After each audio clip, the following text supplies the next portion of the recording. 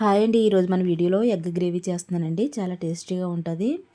ఎగ్తో ఎప్పుడు ఒకేలా కాకుండా ఇలా కూడా చేసుకుంటే చాలా టేస్టీగా ఉంటుందండి. పిల్లలు ఎంతో ఇష్టపడతారు. ఒక్కసారి అయితే ఇలా ట్రై చేయండి.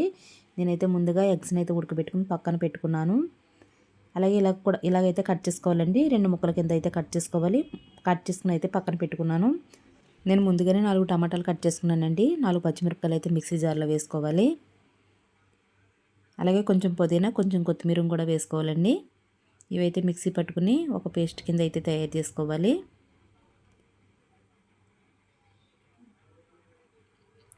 నేనైతే పేస్ట్ కింద తయారు చేసుకుని పక్కన పెట్టుకున్నాను.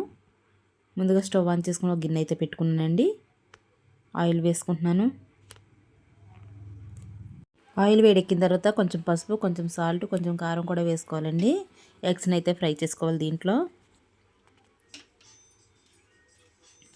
మనం కట్ చేసి పెట్టుకున్నాం కదా ఎగ్స్ అయితే బాయిల్ నుంచి పెట్టుకోవాలండి. ఇలాగైతే ఫ్రై చేసుకోవాలి.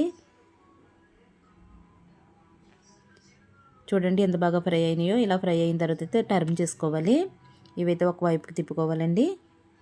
మొత్తం అన్ని తిప్పుకున్న తర్వాత అయితే ఒకసారి అయితే ఫ్రై చేసుకుని ఒక ప్లేట్లోకి అయితే తీసుకుంటున్నాను.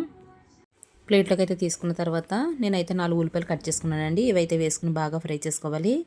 ఇవైతే గోల్డెన్ కలర్ వచ్చేదాకా బాగా ఫ్రై చేసుకోవాలండి. అలా ఫస్ట్ టైం కానీ మన ఛానల్ ఎవరైనా కొత్తగా చూసినట్లయితే సబ్స్క్రైబ్ చేసుకోండి. లైక్ చేయడం మాత్రం మర్చిపోకండి. అలాగే కొంచెం కల్లుప్పు కూడా వేసుకుంటున్నాను టేస్ట్కి సరిపడగా. ఉప్పు అయితే వేసుకుని బాగా ఫ్రై చేసుకోవాలి. ఉప్పు వేసుకుంటే గమ్మున వేగుతాయండి ఉల్లిపాయలు. మూత అయితే పెట్టుకున్నాను. మూత వేస్తున్నానండి. చూడండి ఎంత బాగా అయితే ఫ్రై అయినాయో. ఇలా గోల్డెన్ కలర్ వచ్చేదాకా అయితే బాగా ఫ్రై చేసుకోవాలి. మనం ముందుగానే పేస్ట్ చేసుకున్నాం కదండి, ఆ పేస్ట్ అయితే వేసుకోవాలి. టమాటా పేస్ట్ అయితే వేసుకుంటున్నానండి. ఇవైతే పచ్చివాసన పోయేదాకా బాగా ఫ్రై చేసుకోవాలి.